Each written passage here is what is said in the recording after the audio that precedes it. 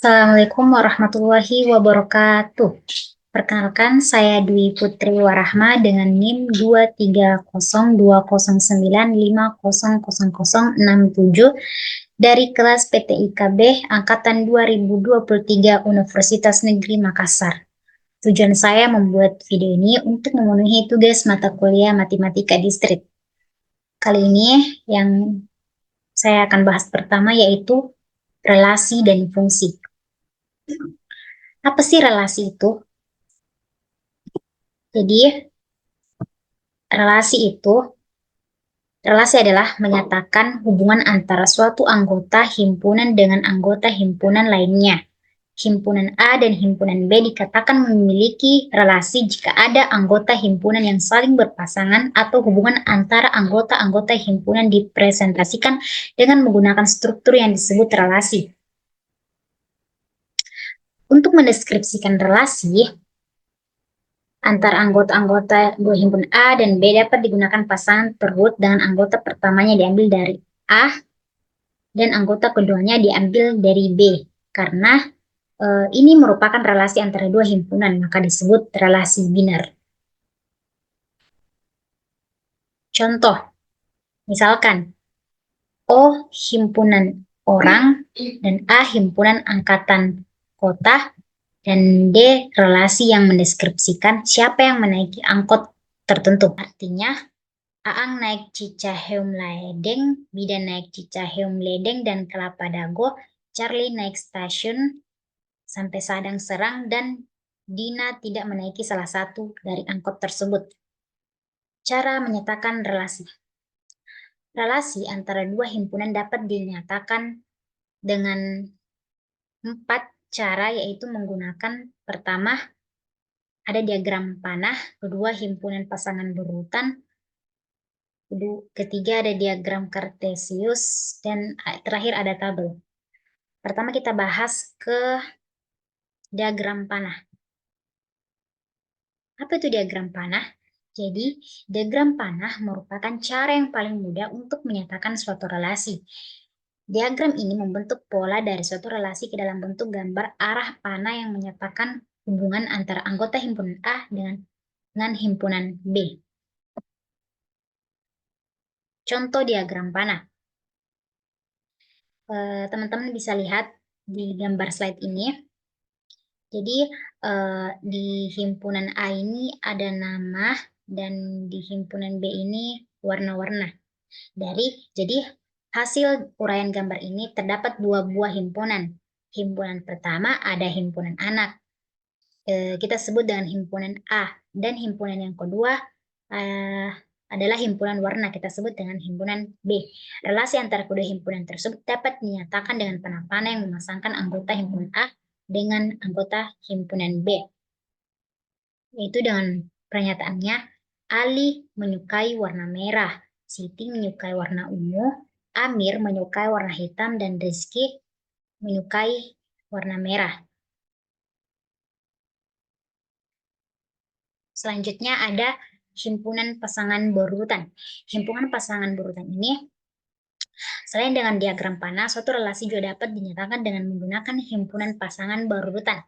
Caranya dengan memasangkan himpunan A dengan himpunan B secara berurutan. Kita dapat mengambil contoh dari contoh diagram panah tadi. Contohnya, Eva menyukai warna merah, ditulis Eva merah. Kemudian ada Roni menyukai warna hitam, ditulis Roni hitam. Kemudian ada lagi Tia menyukai warna merah, tulis Tia merah. Kemudian yang terakhir ada Dani menyukai warna biru, ditulis Dani biru. Yang ketiga adalah diagram kartesius, yaitu menyatakan relasi antara dua himpunan dari pasangan berurutan yang kemudian dituliskan dalam bentuk titik-titik. Anggota-anggota himpunan A sebagai himpunan pertama ditempatkan pada sumbu mendatar dan anggota-anggota himpunan B pada sumbu tegak. Setiap anggota himpunan A yang berpasangan dengan anggota himpunan B diberi tanda nota. Untuk lebih jelasnya, perhatikan diagram kartesius yang menunjukkan relasi menyukai warna berikut. Seperti gambar di slide, Di sini Dani menyukai warna biru. Kemudian Tia menyukai warna merah, Roni menyukai warna hitam, Eva menyukai juga warna merah. Dengan pernyataan seperti gambar di samping, himpunan A-nya itu ada Eva, Roni, Tia, dan Dani, dan himpunan B itu warna dalam biru, hitam, merah, digambarkan dalam bentuk diagram Kartesius. Kemudian yang terakhir yaitu tabel.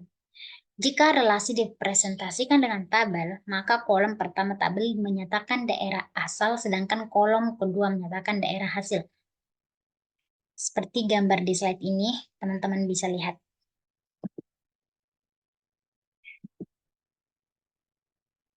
Banyaknya relasi pada himpunan. Ada berapa relasi berbeda yang dapat didefinisikan pada himpunan A dengan N anggota? Satu relasi pada A adalah subhimpunan dari A kali A. Ada berapa anggota A kali A? Terdapat N kedua anggota A kali A. Jadi banyaknya subhimpunan dapat dibentuk dari suatu himpunan dengan M anggota adalah 2M. Jadi ada 2N pangkat 2 subhimpunan dapat dibentuk dari A kali A, sehingga dapat didefinisikan 2N pangkat 2 relasi berbeda pada A. Pembahasan selanjutnya yaitu fungsi. Apa sih fungsi itu? Fungsi atau pemetaan merupakan relasi dari himpunan A ke himpunan B. Jika setiap anggota himpunan A berpasangan tepat satu dengan anggota himpunan B, semua anggota himpunan A atau daerah asal disebut domain, sedangkan semua anggota himpunan B atau daerah kawan disebut kodomain. Hasil dari pemetaan antara domain dan kodomain disebut range fungsi atau daerah hasil. Cara menyatakan fungsi. Anggota-anggota himpunan D yang mempunyai tepat satu pasangan pada himpunan K disebut daerah definisi atau daerah asal domain. Anggota-anggota pada himpunan K yang merupakan pasangan anggota-anggota himpunan D disebut daerah nilai range. Sedangkan semua anggota himpunan K baik yang merupakan pasangan dari anggota himpunan D maupun yang bukan disebut kodomain. Seperti yang saya jelaskan tadi, ada gambar di slide. Jadi, fungsi sama seperti sebuah proses yang menghasilkan tepat satu keluaran untuk setiap masukan tertentu. Sini ada himpunan D, K, ada D, K. Kemudian ada notasi fungsi. Sebuah fungsi dapat dinotasikan dengan huruf kecil seperti F, G, H. Misal, fungsi F memetakan himpunan A ke himpunan B dinotasikan F, X dengan urutan F bagi X, yaitu sama dengan 3 kali 3X tambah 3, artinya fungsi F memetakan X ke 3X tambah 3. Jadi, bayangan X oleh fungsi F adalah 3X tambah 3, sehingga dapat dinotasikan Fx sama dengan 3X tambah 3. Selanjutnya, ada dua macam cara untuk menyajikan suatu fungsi, yaitu cara aturan. Fungsi itu disajikan dengan cara menyatakan aturan yang menentukan relasi antara anggota-anggota daerah asal dengan anggota-anggota daerah kawannya. Contoh, teman-teman bisa baca. Selanjutnya ada cara himpunan. Seperti halnya relasi, maka fungsi F dari A ke B dapat dipandang sebagai himpunan bagian khusus dari A X kali B. Maka fungsi F GR di mana Fx sama dengan X dapat juga disajikan sebagai suatu himpunan. Kemudian kita masuk ke pembahasan jenis-jenis fungsi. Apa saja sih jenis-jenis fungsi itu? Jadi yang pertama itu ada fungsi injektif. Fungsi injektif ini adalah fungsi yang anggota kodomainnya hanya boleh berpasangan dengan satu anggota domain. Pada injektif ini, anggota kodomain boleh tidak berpasangan. Contohnya pada gambar di samping, pada domain A dipasangkan dengan kodomain B, domain B dipasangkan dengan kodomain R, dan C dipasangkan dengan kodomain S. Di sini kodomain Q tidak dipasangkan. Ini yang disebut dengan fungsi injektif. Kemudian ada fungsi surjektif.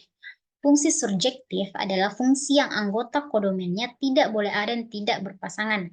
Pada surjektif ini, setiap anggota kodomain boleh berpasangan dengan lebih dari satu anggota domain.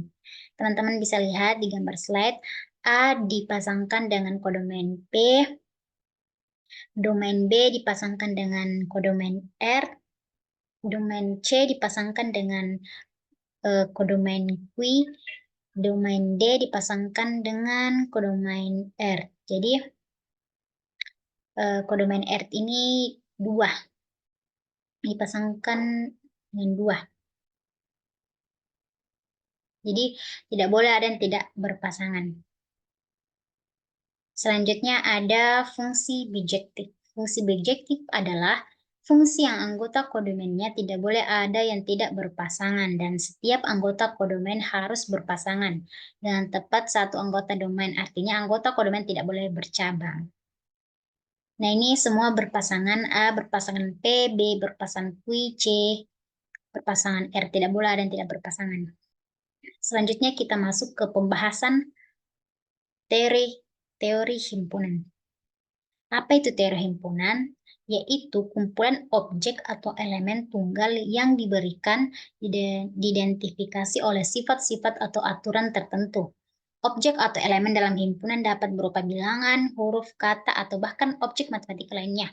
Dalam notasi himpunan, elemen-elemen himpunan biasanya diwakili oleh huruf-huruf kecil dan himpunan sendiri diwakili oleh huruf kapital. Misal, jika A adalah himpunan bilangan genap antara 1 dan 10, kita dapat menyatakan sebagai berikut.